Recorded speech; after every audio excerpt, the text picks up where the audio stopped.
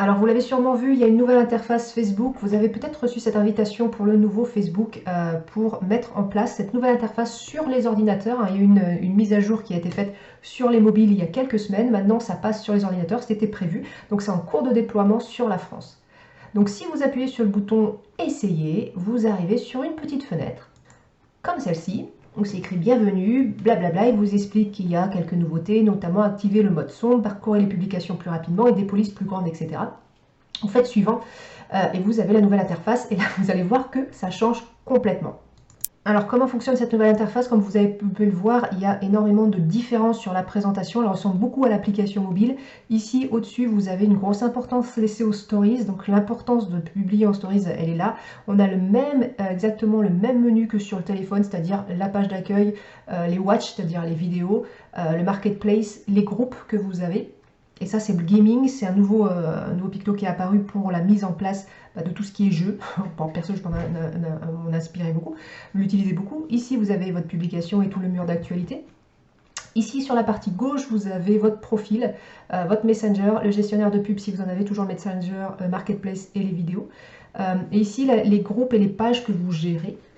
Dans la partie droite, vous avez toute cette partie contact que vous pouvez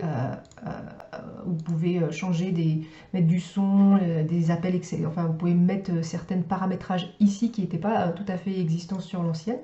Et puis, donc là, vous avez tout ce qui est par rapport à votre profil. Là, vous pouvez créer des pages, des publicités. On a mis un seul bouton pour créer tout ça au même endroit. Donc des collectes de fonds, des annonces sur le marketplace, des événements, des groupes, des publicités et donc une page. Vous avez le Messenger ici, vous avez les notifications ici et quelques autres paramètres qui étaient les paramètres que vous aviez dans l'ancienne interface sous l'onglet paramètres. Donc la confidentialité.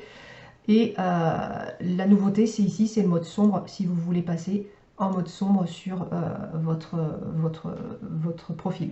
Donc vous voyez, c'est une interface qui est complètement différente. Elle ressemble vraiment énormément à l'interface de l'application. Quand on passe sur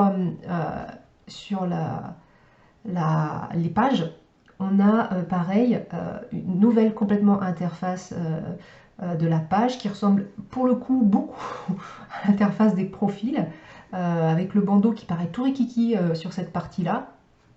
La page ici et tous les autres paramètres qu'on avait un peu partout, parce que je ne sais pas si vous vous souvenez, mais il y avait un gros menu ici où c'était écrit page, notification, messagerie, créateur studio, outils, etc.